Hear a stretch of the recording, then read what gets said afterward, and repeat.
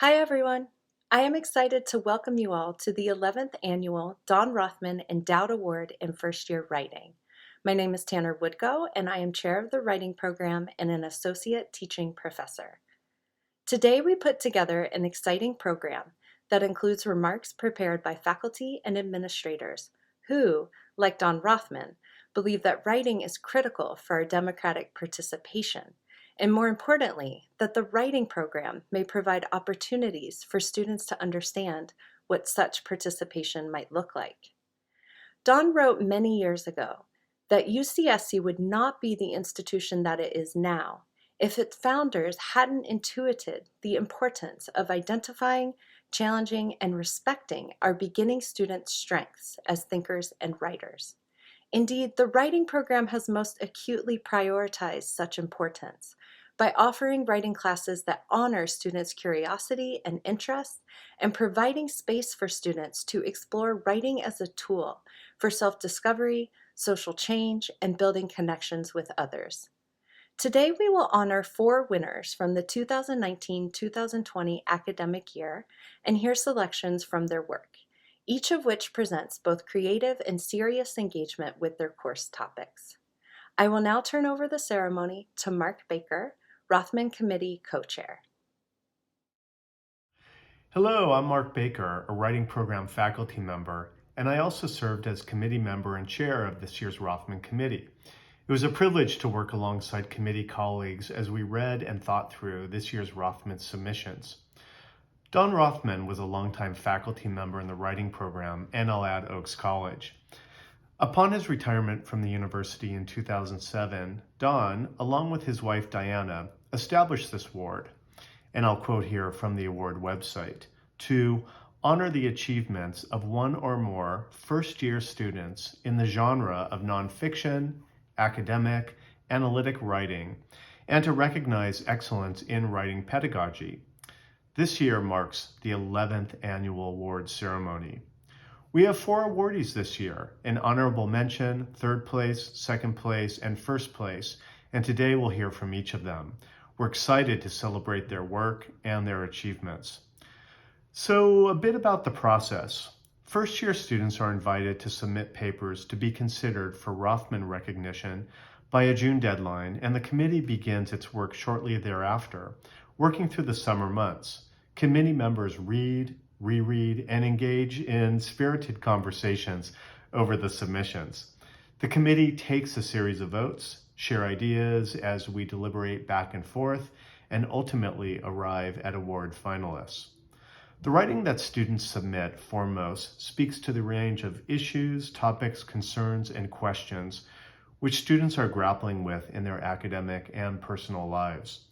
The writing itself reminds us of the different ways and approaches by which students enter into these conversations, the ways they bring knowledge, observation, and experience, along with critical analysis, to the ideas they contemplate and examine.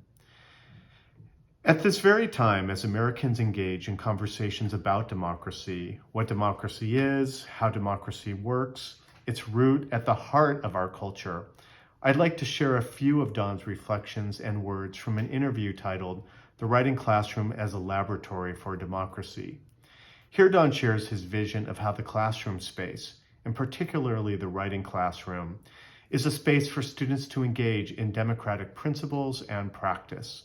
He spoke of the idea that democracy requires a kind of patience to listen to what others have to say and to work toward policies that are informed by diverse thinking, and that writing, in particular, offers opportunities for people to counter alienation, isolation, and selfishness that undermine democracy. This speaks to the very premise that writing can make the world more just.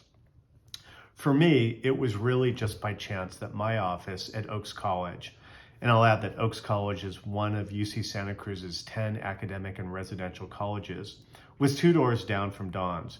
We were colleagues in the writing program and at Oaks, and worked closely together in both academic settings.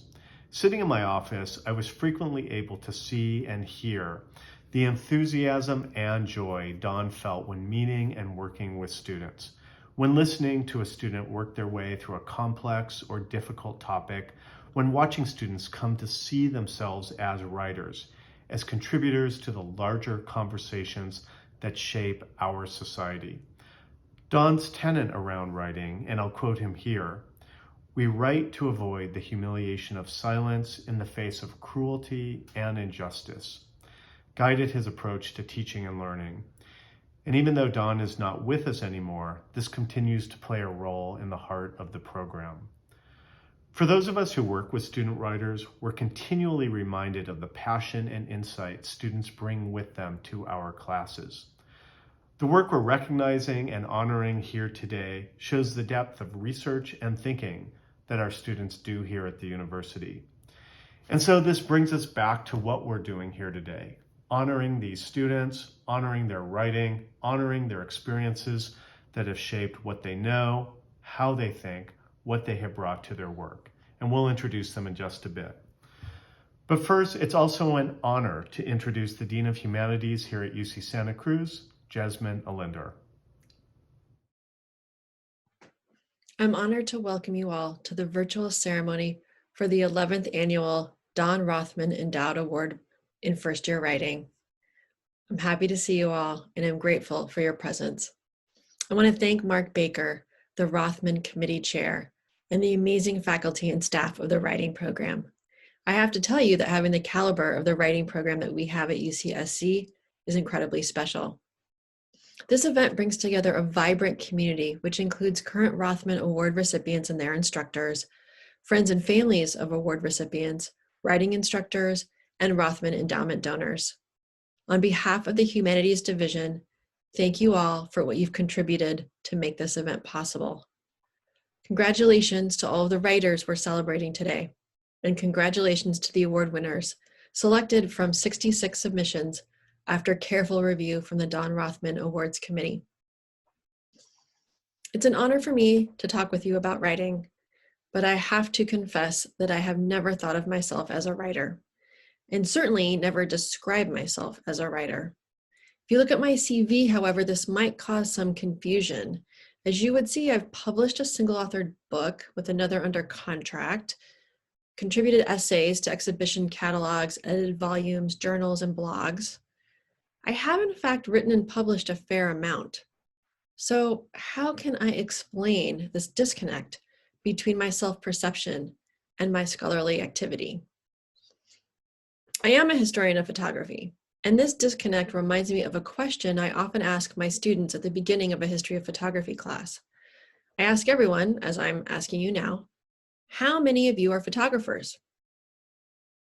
Typically, very few students raise their hands. But if I rephrase the question and I ask, how many of you take pictures? Every hand goes up.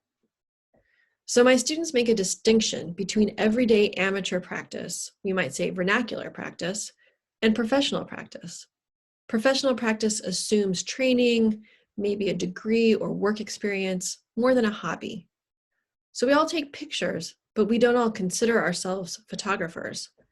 And in a similar way, I author books and articles, but don't think of myself as a writer. That title I reserve for novelists, poets, people who have trained in the art and craft of writing. But should that be the case? When I reflect back on my scholarly training, I can't say that I was ever explicitly taught to write. Sadly, I did not have the well thought out curriculum of the writing program. And yet every course I took in humanities and social sciences demanded that I produce writing as course assignments. If good writing wasn't explicitly taught, it was certainly expected. I'm somewhat ashamed to admit that in college, I used to estimate the amount of time it would take me to write a paper based on the number of pages of the assignment required. A 10-page paper would take 10 hours, for example, 1 hour per page. I'm sure none of you do that now. It was later when I was required to produce a master's thesis and then a dissertation that I first became introduced to my writerly self. And it was pretty ugly. Many days I wished that we had never met. During the process of writing my dissertation in particular, I spent many Monday mornings on my futon, crying in despair, overwhelmed by the enormity of my task to write a book-length study. One look at a blank computer screen with the words Chapter 1 tapped at the top and nothing else was enough to throw me into a panic. A blank screen felt like an unfillable void, an intellectual abyss. I had to stop thinking about page numbers in terms of hours, and I had to rethink my approach to writing. Maybe I needed to learn some techniques, like free writing, in order to release myself from constraint. Maybe Mondays weren't the best day for me to start a new chapter and with a new blank computer screen. And I had to create a writing schedule that accommodated my own rhythms, insecurities, and quirks. I had to look outside of my discipline for guidance. I picked up a copy of Ishmael Reed's Writin' is Fightin'. I tried to learn about voice and still go back to food critic Jonathan Gold for inspiration. And I now revel in moments like we experienced on Wednesday at the inauguration, when poetry takes the national stage and a writer as talented and visionary as Amanda Gorman squeezes so much meaning into so few words. More recently, as I continue with my scholarly writing, I've learned to deploy my writing skills to other forms. Writing continues to be the way that I communicate who I am as a scholar, a parent, an advocate, an educator. Am I ready to call myself a writer? Maybe not quite yet, but I will take inspiration from all of you award-winning writers here today. Congratulations on your accomplishments, and thank you. It's my privilege to introduce writing program faculty member Toby Loeffler, who will introduce his former student Nathan Maffei, whose paper, The Great American Myth, The Great American Dream, earned honorable mention for this year's Rothman Award. Good afternoon, everyone. My name is Toby Loeffler, and I'm a faculty member in the writing program here at UCSC. Thank you for attending. I'm pleased to introduce Nathan Maffei as our honorable mention for this year's Don Rothman Award in first-year writing. As you all know, this has been a difficult year, and I can only tell you that I was extremely lucky to have been granted the privilege to work with Nathan and his talented classmates during the spring quarter, the first quarter when all instruction was moved online. As you will note when you read his essay, The Great American Myth, The American Dream, which explores the relationships between poverty, welfare, and common perceptions of the American dream, Nathan is a perceptive reader and a sharp, empathetic critic. In our class, we read Arlie Russell Hochschild's 2016 book, Strangers in Their Own Land, where she writes about her efforts to climb what she calls the empathy wall in order to understand the lives of people who are different from herself. When reflecting on the final submission of his piece last spring, Nathan explained, I chose to write on the topic of welfare stigmatization after initially reading the chapter on Janice Areno. The fact that both Janice and her father had sacrificed so much to lift their family out of poverty, yet they are opposed to welfare policies that would have benefited them, baffled me. I sought to climb the empathy wall as Hochschild had done, to examine this aspect in particular, since it is especially relevant with debates about Medicare for all. I attempted to present the opposing side of my argument as generously as I could, attempting to communicate the reasoning against welfare from people like Janice Areno to the reader in a way that they could understand. Here Nathan begins to suggest why this is such a wonderful piece, and why it merits recognition. It is timely, it is important, and it seeks to understand the world in which we live and the different ways that people, even in our own country, live their lives in an attempt to find meaning. At the same time, it's a model for the kind of writing that many of us hope our students will produce. It is not just based on thorough research, but constructed on a thoughtful and creative use of sources and a constellation of related ideas that move from the Protestant work ethic to the tyrannical pressures of a moralizing American dream to the results of the stigmatization of welfare recipients as social deviants. In the process, Nathan's essay seeks to uncover precisely who we are and in what kind of society we want to live. Moreover, in its coherence, organization, and polished prose, Nathan's work manifests the careful craftsmanship that characterizes all great writers and makes his work stand out. There is much he seeks to teach us in this essay, but he never forgets to delight us as well. Please join me in welcoming Nathan and celebrating his work. I would like to present the honorable mention to Nathan Maffei for his essay, The Great American Myth, The American Dream. Hi, I'm Nathan Maffei, author of the paper, The Great American Myth, The American Dream. The process of writing on a topic you are really passionate about can be challenging because there's always more to say on the subject, but never enough time or space.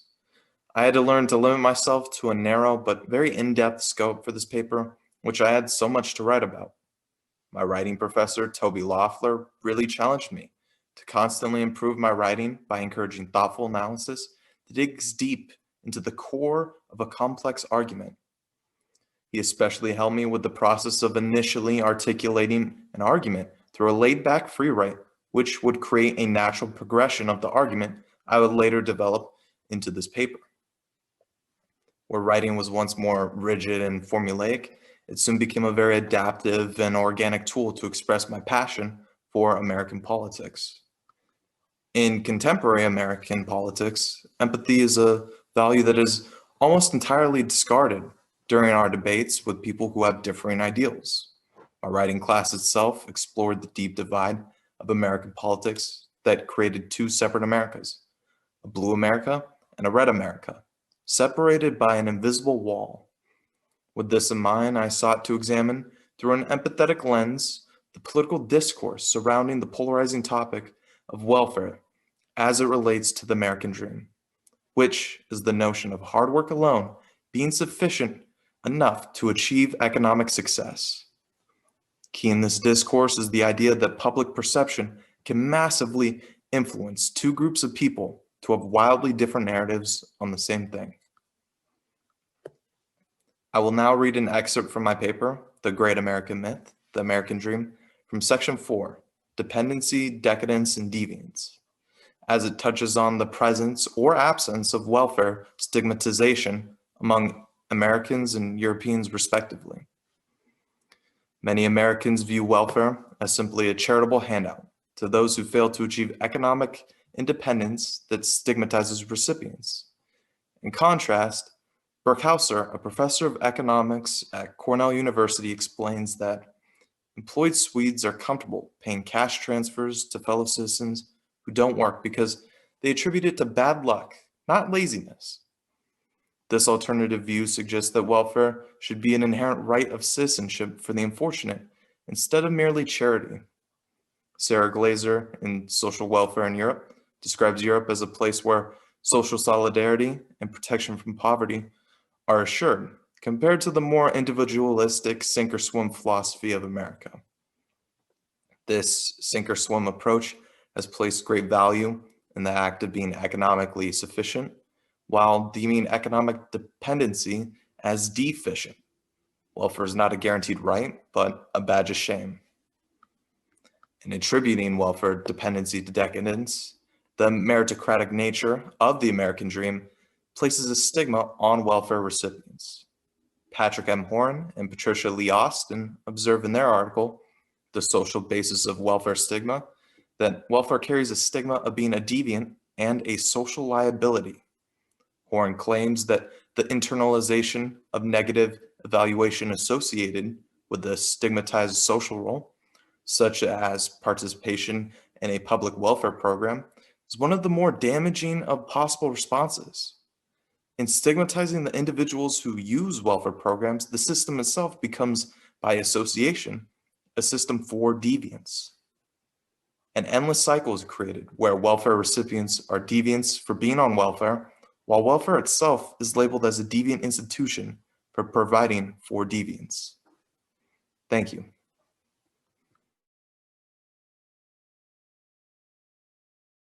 Hi, back again. I'd like to introduce writing program faculty member Dina Eldasuki, who will introduce her former student, Alex Paulson, whose paper, Love in the Time of Ableism, earned third place for this year's Rothman Award. Hi, my name is Dina Eldasuki, also known as Dr. D, and I have the pleasure of introducing Alex Paulson's Love in the Time of Ableism, the third place winning essay that Alex wrote in our Writing to Investigating Erasures class during winter 2020. This essay is a captivating pleasure to read from start to end.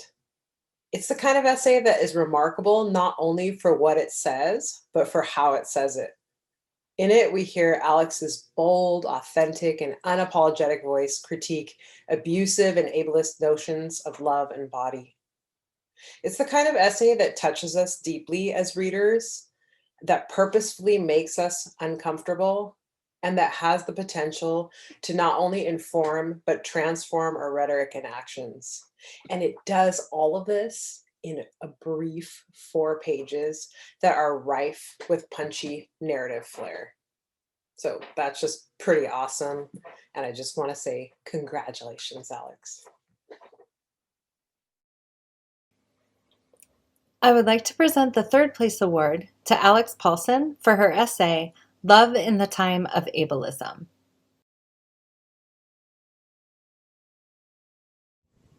Hello, my name is Alex Paulson.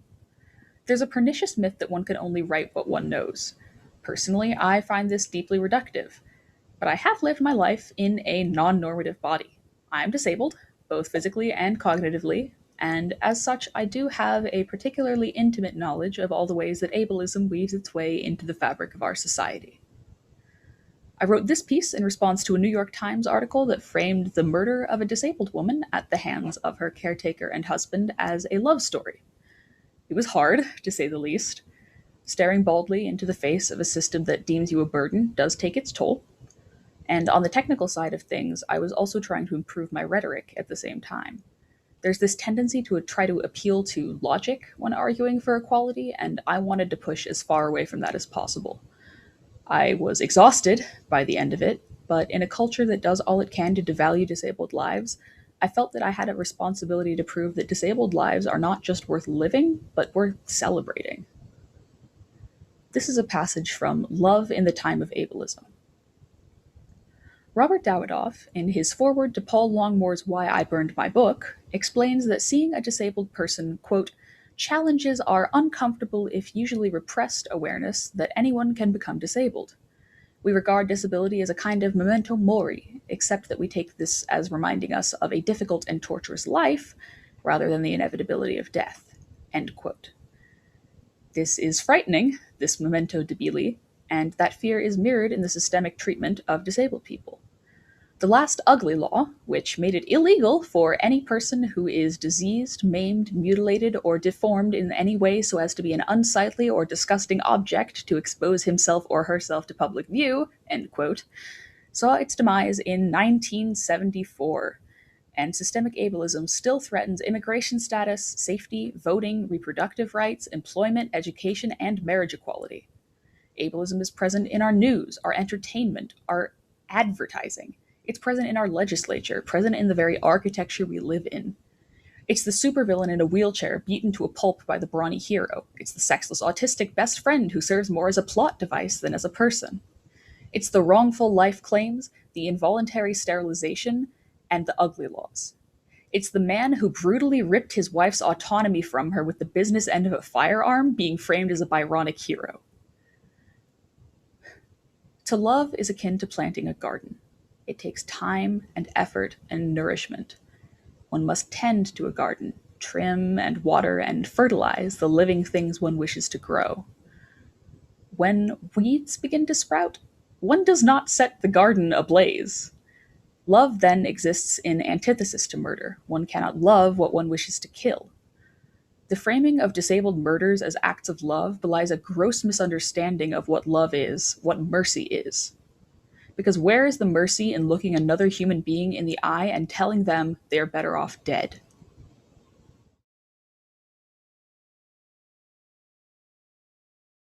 I'm going to once again introduce writing program faculty member Dina Eldasuki, whose former student, Eleanor Wilson, earned second place in this year's Rothman Award for her essay, Leading the Charge and Facing the Consequences, the Role of Teenage Girls in Pop Culture.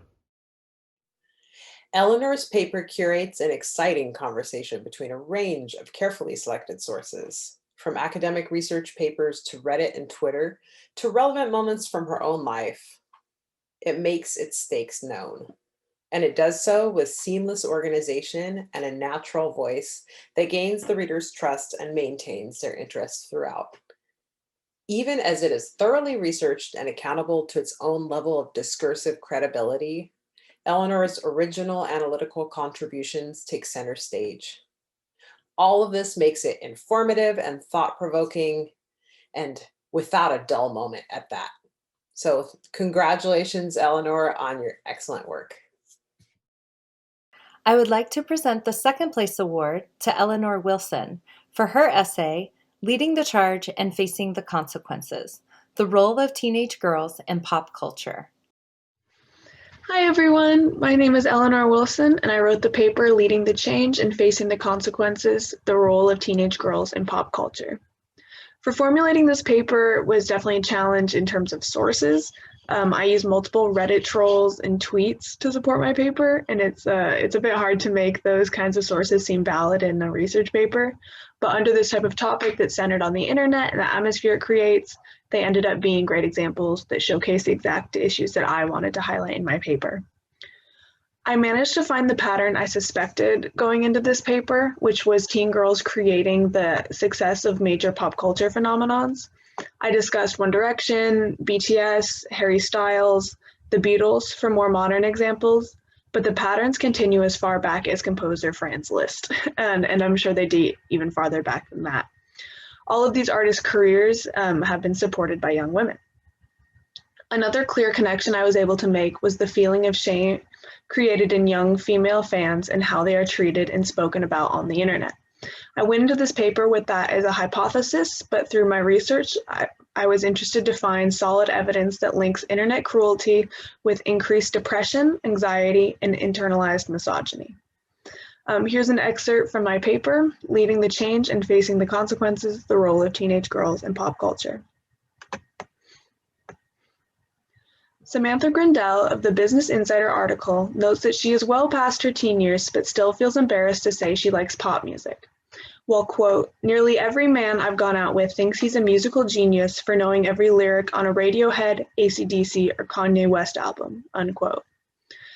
The musical interests of men are treated as gospel, most often by themselves, their genre preferences an exclamation of art that they resonate with. The same goes for sports. When the Philadelphia Eagles won the Super Bowl for the first time in 2018, fans of the team took to the streets to riot. The same thing happened in 2011 when the Vancouver Canucks lost the Stanley Cup, costing millions of dollars of damage. The destruction is seen as collateral damage to the fiery passions of sports fans. If the same thing happened when One Direction broke up in 2015, people would be quick to call the teenage fans emotional and rash, at the mercy of their female hormones.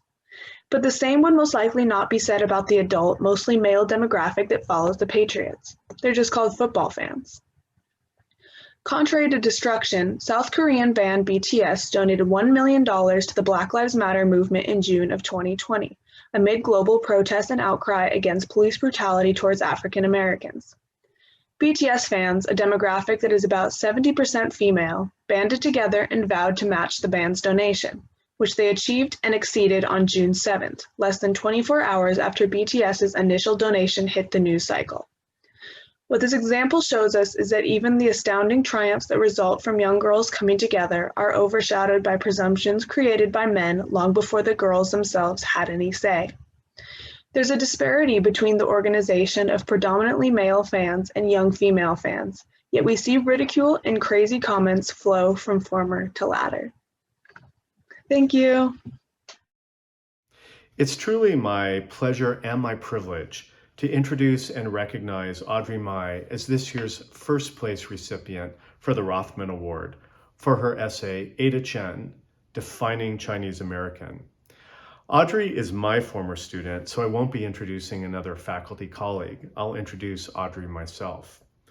It's important to note that as committee chair this year, I remained impartial and recused myself from final discussions and votes as to Rothman finalists when I realized that Audrey's paper had made it into the final tier. And with that said, I would like to acknowledge the thoughtfulness of Audrey's work from the planning and drafting of her paper. She was, without question, one of the most engaged students I've ever seen as she worked through all aspects of the planning and writing process.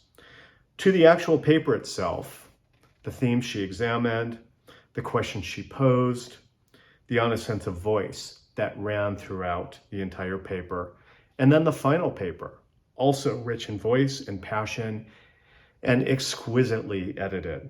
It should come as no surprise that that same dedication carried over to all aspects of Audrey's work in our class, from the varied ways by which she thoughtfully added to class conversations pushing her classmates to look discerningly and with nuance at different sides of a multifaceted concept. So the assignment itself, and I'll be brief here as I know Audrey will touch on this in her comments that will follow, was for students to write a rhetorical analysis over a social justice artifact, and that the paper should look closely at rhetorical elements that speak to the larger story being told and or the role that the artifact can play in promoting social justice and fairness. In her examination of Ada Chen's art, Audrey did just that. The essay engaged the codes of the text itself and engineered a conversation around social justice and identity. She critically examined and explored, pushed and prodded, revisited her ideas to clarify ideas as she worked to build a paper that was reader-friendly. And by the way, reader-friendly does not mean that the concepts were simple, quite the opposite. But she worked to make sure the reader had a clear sense of these ideas. So I enjoyed reading all of your work for our class, Audrey. I appreciate the commitment you've made to the writing process, to your writing itself, and to social justice. I would like to present the First Place Award to Audrey Mai for her essay, Ada Chen, Defining Chinese America. Hi everyone, my name's Audrey and I wrote the essay Ada Chen Defining Chinese America in my Writing 2 class. The assignment was to develop a rhetorical analysis of some social justice artifact, and I decided to write about one of my favorite contemporary artists, Ada Chen, and a couple of her pieces.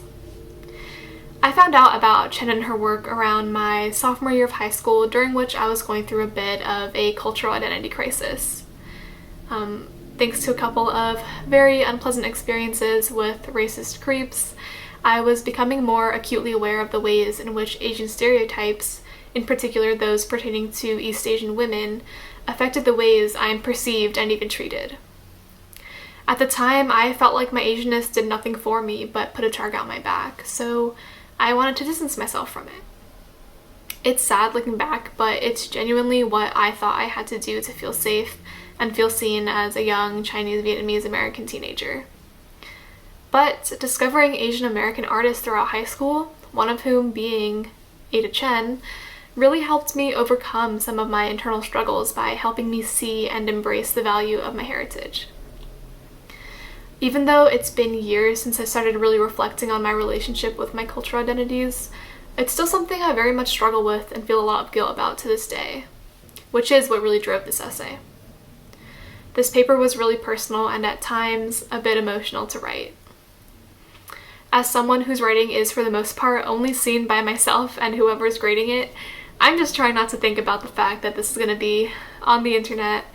But with all that said, I wouldn't have thought to put my writing out there if it weren't for my Writing 2 instructor, Mark Baker. So thank you so much, Mark, for all your encouragement and guidance throughout this whole process, because I seriously could not have done it without you. And now I'm going to read a couple of excerpts from my essay, Ada Chen Defining Chinese America. With a newfound understanding of how I'm perceived in American society due to these experiences of being racially targeted, my plunge into art, once rooted in self-hatred, soon became a genuine creative outlet for me. Ironically, becoming involved with art and subsequently discovering contemporary Asian artists is what actually opened my eyes to the value and the beauty of my cultures. One of the most influential figures in the shift in my worldview was Ada Chen, a young Chinese-American artist and jeweler who grew up in San Francisco, like myself. Her pieces were vibrant and humorous, both heartbreaking and uplifting, and most of all, they spoke to my experiences as an Asian American, unlike any other art I'd seen before. Chen's pieces are all very explicitly inspired by Chinese culture, while also drawing American cultural references. They are celebrations of both her ancestral culture and her creative influences growing up in America, and the celebratory spirit imbued in her art is contagious. The way Chen's pieces embodied and defined Chinese American culture gave me something to identify with and take pride in within my ethnicity. What once was only a source of emotional turmoil became a source of community and belonging, which illustrates the transformative impacts of Chen's work on young Asian Americans like myself. My damaged relationship with my ethnic and cultural identities, however, is not unique to me. In fact, it's representative of a fundamental way in which white supremacy functions. This internalized hatred for one's own heritage comes as a result of the dominant white American culture continually devaluing marginalized peoples by silencing their voices and erasing their spaces. And as people of color, these structural forces coerce us into embodying white supremacist ideals in order to survive. With Asian immigrants and Asian Americans in particular, assimilation has long been considered something to strive for in our history, and this idea has been passed down generationally. This is where the importance of Ada Chen's work comes in. It cultivates love and a deep healing for people like myself whose relationships with their identities have been hurt by systemic inequities. Her art amplifies the complexities, the beauty, and the struggles of being Chinese American, validating our experiences and affirming that we belong in this country beyond racist caricatures portrayed in pop culture and media. Her narrative is a reminder that we collectively have the voice and the strength to confront the silence that invisibilizes our many identities. Today, I struggle to relearn the ancestral knowledge that I have forgotten and study the ancestral knowledge that I was never taught. But with the help of pioneers like Chen, I'm now closer than ever to turning my past of internalized racism into growth and reconciliation. Thank you.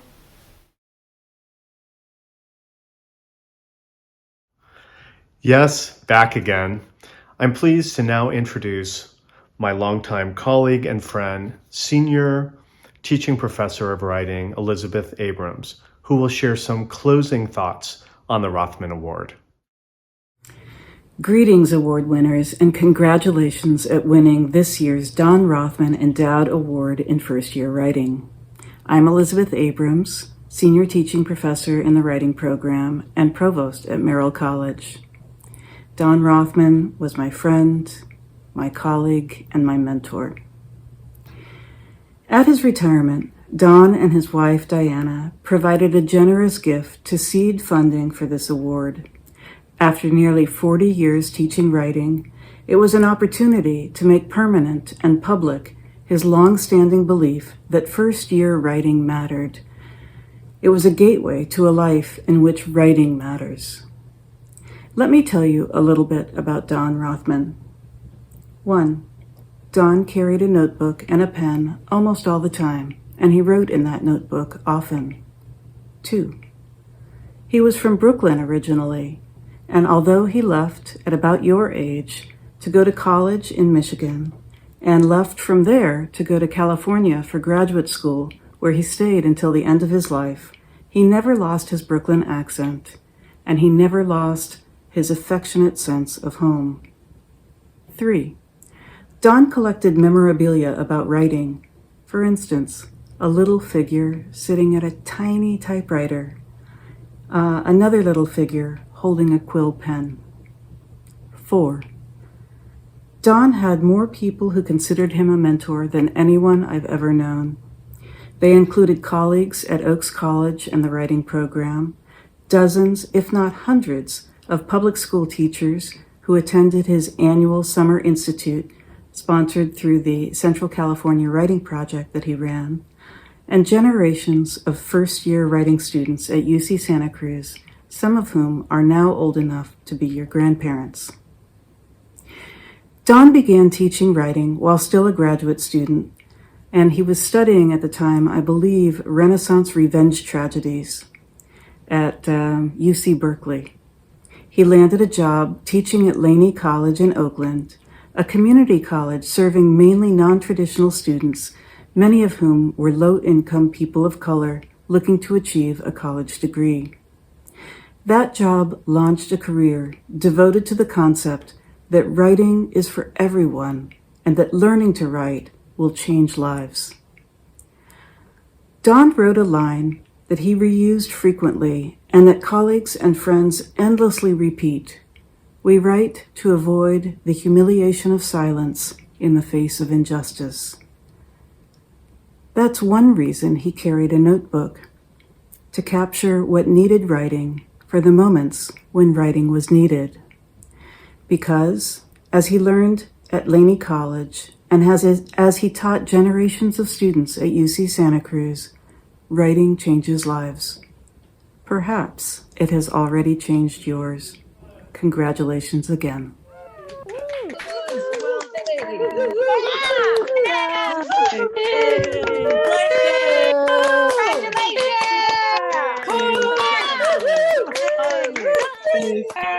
Congratulations, everybody. Hey, you did it. Yay. Whoa.